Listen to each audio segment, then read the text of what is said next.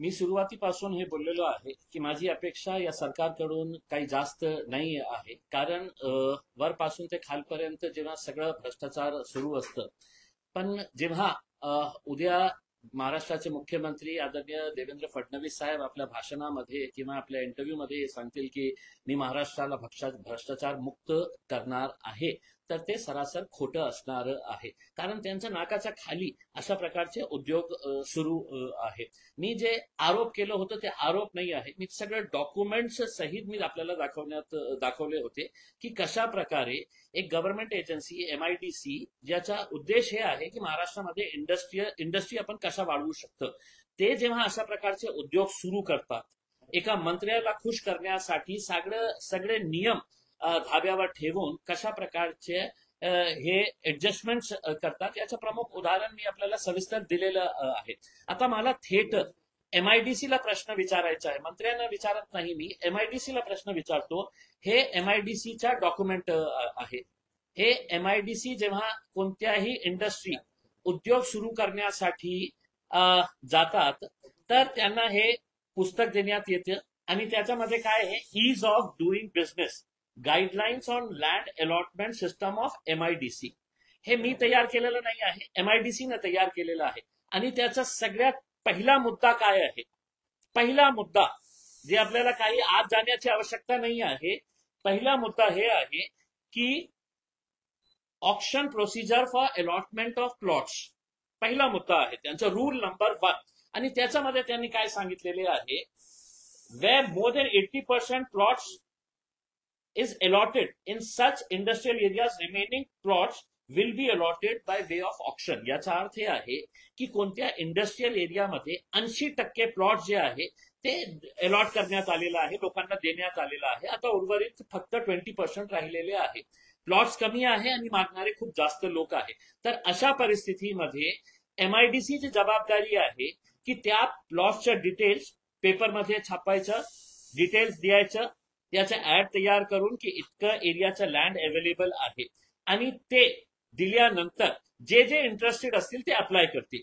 समजा एका प्लॉटसाठी जास्त बिडर्स आहे, इच्छुक आहे लोक, तर MIDC ने त्याचा ऑप्शन करायला पाहिजे. हे त्यांचा नियम म्हणतो, माझा नियम नाही आहे, त्यांचा नियम म्हणतो. आणि ते ऑप्शन केल्यानंतर समजा 5 लोक आले, तर कोणी जास्त पैसे दिले तर त्याला हे अलॉट करण्यात येत नाही. त्याचाही नियम आहे. त्याचा नियम हे आहे की ते जेन्युन एंटरप्रिन्युअर आहे का. या केसमध्ये हे संजय सिरसाट साहेबांचा मुलगा, त्यांची पत्नी जे आहे, ते जेन्युन एंटरप्रिन्युअर आहे का, नाही आहे. ते जेन्युन एंटरप्रिन्युअर नाही आहे. मग त्यांची फायनान्शियल क्रेडिबिलिटी बघावं लागतं. इंडस्ट्रियल बॅकग्राऊंड अँड एक्सपिरियन्स, त्यांच्या इंडस्ट्रियल बॅकग्राऊंडचा एक्सपिरियन्स आहे का, नाही आहे. राजनीतीमध्ये आहे, एक गृहिणी आहे. तिसरं म्हणजे एम्प्लॉयमेंट जनरेशन. आता आपण हे लँड देत आहे, किती लँड आहे, 20,20,000 स्क्वेअर फीटच्या लँड, 5 एकरच्या जवळ. 20,20,000 स्क्वेअर फीटच्या लँड मध्ये त्यांच्या म्हणण्याप्रमाणे त्यांनी जे ऍप्लिकेशन दिलेलं आहे की आम्ही 106 कोटी रुपयाची एक फॅक्टरी तिथे सुरू करणार आहे, तर त्याच्यामध्ये एम्प्लॉयमेंट किती मिळणार आहे लोकांना, तर फक्त 93 लोकांना. हो, 93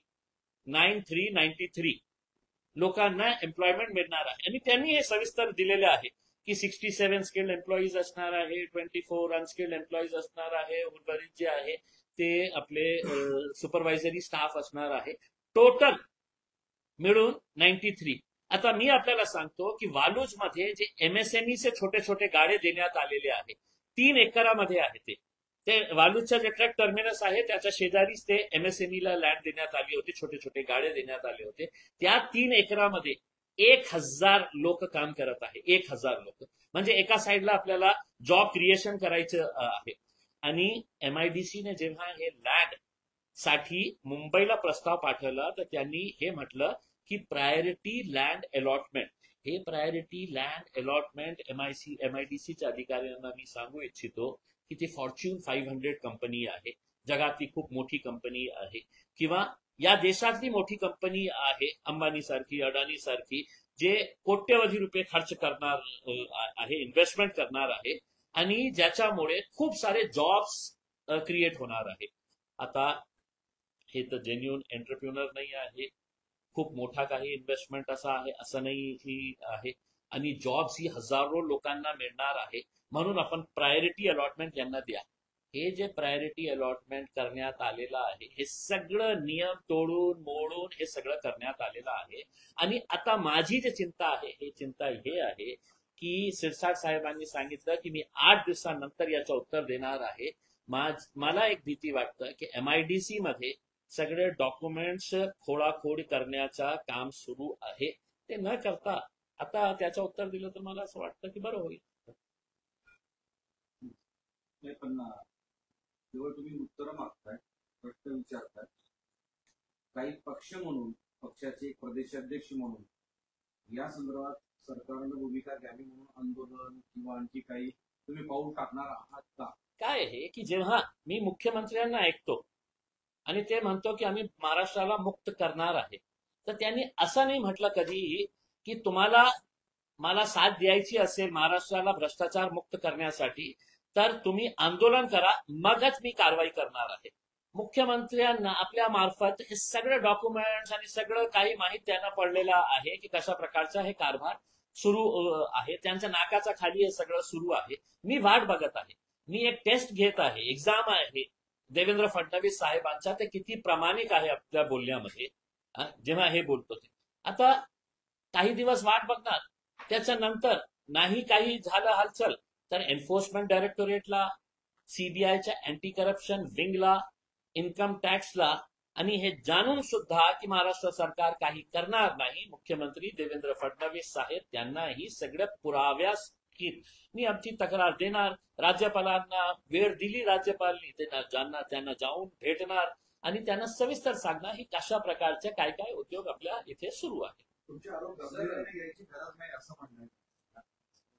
ठीक आहे ना, मी आरोप नाही केलं. म्हणजे काय आहे की मी जेव्हा हे बोलतो ना की माझी अपेक्षा या सरकारकडून काही जास्त नाही आहे, कारण भ्रष्टाचार कसा चाललेला आहे सगळ्यांना माहित आहे. खऱ्या अर्थाने बघायचं असेल तर विट्सचं प्रकरण जेव्हा बाहेर आलं होतं तर त्यावेळी सुद्धा मुख्यमंत्र्यांनी आदेश द्यायला पाहिजे होतं की आपण याची इन्क्वायरी लावू की कशा प्रकारे कलेक्टर ऑफिसच्या लोकांनी शिरसाट साहेबांच्या मुलाला मदत केली होती ते हॉटेल विकत घेण्यासाठी. आता तुम्ही माझ्यावर हे करता की गांभीर्य घेण्याची आवश्यकता नाही आहे.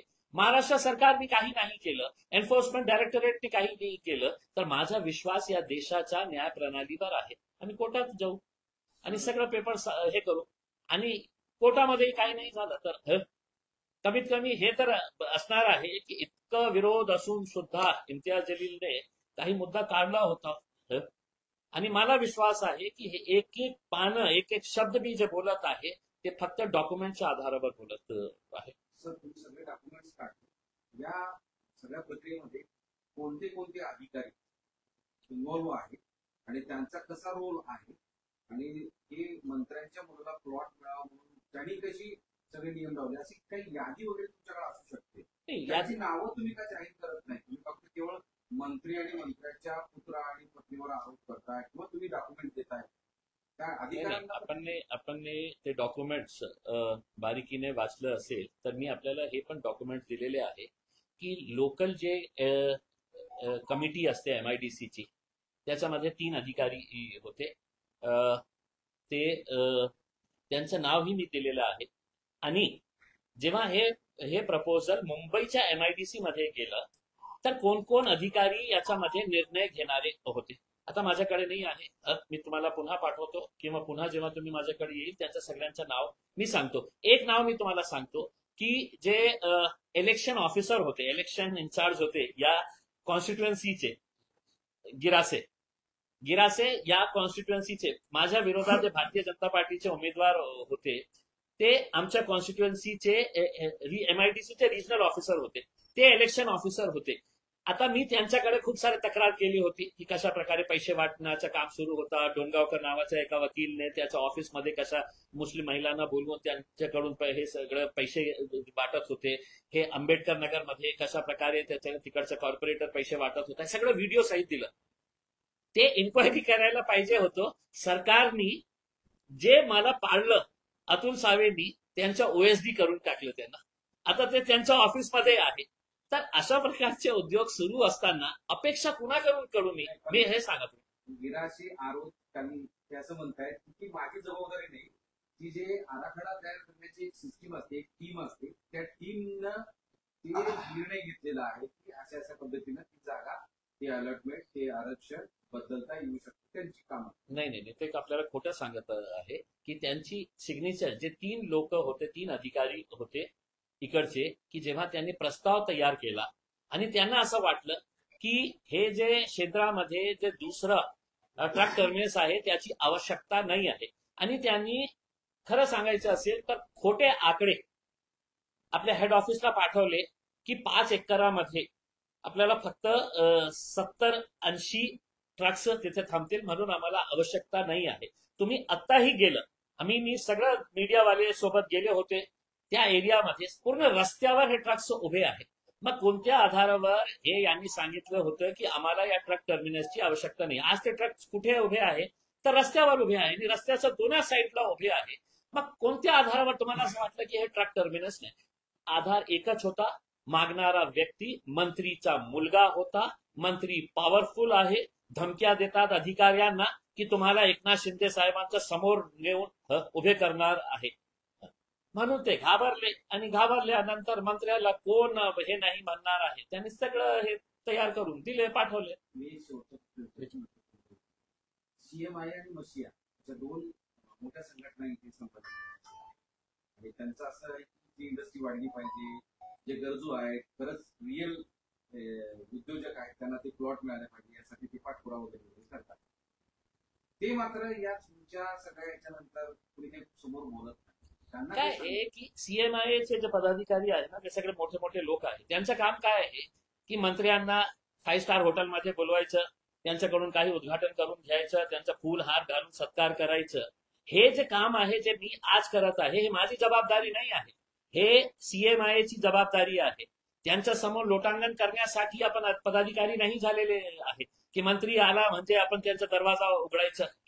हे याच्या अगोदरही जेव्हा इन्स्पिरा नावाच्या एक प्रकल्पाबाबत मी बोललो होतो की एमआयडीसीने कशा प्रकारे सगळे नियम तोडले होते, त्यावेळी सुद्धा सीएमआयची जबाबदारी होती इंडस्ट्रियल लँड प्रोटेक्ट करण्यासाठी. एका बिल्डरला देऊन इंडस्ट्री लँड आणि तिथे ते प्लॉट्स विकत आहे, हे काम सीएमआयचा आणि मासिया खूप स्ट्रॉंग आहे, एक्झिबिशन आता भरणार आहे. ते मासियाचे पदाधिकारी, स्मॉल स्केल इंडस्ट्रीज असोसिएशन, हे सगळ्यांनी प्लॉट्स मागितलं होतं, मासियानेही मागितलं होतं, स्मॉल स्केल इंडस्ट्रीज असोसिएशन वाल्यांनी मागितलं होतं रितसर एमआयडीसी मध्ये.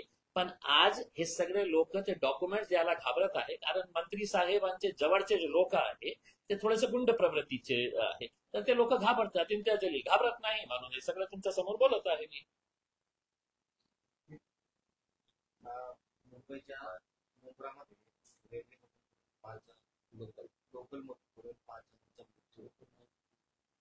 काय आहे की खूप दुर्दैवी गोष्ट आहे. आपण दर काही महिन्यांनी आपल्याला अशा बातमी मिळायला मिळतं की रेल्वेचा ऍक्सिडेंट झालेला आहे. मुंबईचं जे लोकलचं इन्फ्रास्ट्रक्चर आहे ते आपण जे लहान होतो ना त्यावेळीपासून आपण बघत आहे. मंत्री येतात, खूप आश्वासनं देतात की आम्ही मुंबईच्या साठी आपण वेगळं काही करणार आहे. लोकसभामध्ये जेव्हा आम्ही होतो तर आम्ही मागणी केली होती की मुंबईच्या रेल्वे संदर्भात, कारण मुंबईची जे लोकल आहे ते मुंबईची लाईफलाईन आहे, आणि आपण काय आहे फक्त आकडे गिनत आहे दर काही महिन्यांनी की या महिन्यामध्ये इतके ऍक्सिडेंट झाले, इतके पडून मेलेले आहे, आणि सरकार काय करणार आहे तेच करणार आहे जे आता मुख्यमंत्री आणि रेल्वे मंत्री करणार आहे की मेले ना 5 मेले ना, आम्ही सगळ्यांना 5-5, 10-10 लाख रुपये जे काही कॉम्पेन्सेशन आहे. म्हणून माणसाच्या जीवाचं जे किंमत आहे ना तर त्यांनी ठरवलेली आहे. मेलं ना तर मरू द्या ना, आम्ही तुम्हाला कॉम्पेन्सेशन देत आहे ना, 5 लाख 10 लाख रुपये जे काही असतील. मला असं वाटतं की सगळ्या राजनैतिक पक्षांनी एकत्र येऊन मुंबईला आपल्याला वाचवायचं असेल तर हे लाईफलाईन मजबूत करण्याची आवश्यकता आहे. तुमच्याकडे कोणतंही कारण नाही. राज्य सरकारमध्ये तुमची सरकार आहे, केंद्र सरकारमध्ये सरकार आहे. आजही खचाखच भरलेले असते लोकलचे. कोणत्याही स्टेशनवर जा मुंबईमध्ये, जे पीक आवर्स असते, उभे राहायला जागा नसते. का आपण इन्फ्रास्ट्रक्चर वाढत नाही आहे? जे महत्वाचा मुद्दा आहे त्याच्यावर लक्ष करा ना आपण.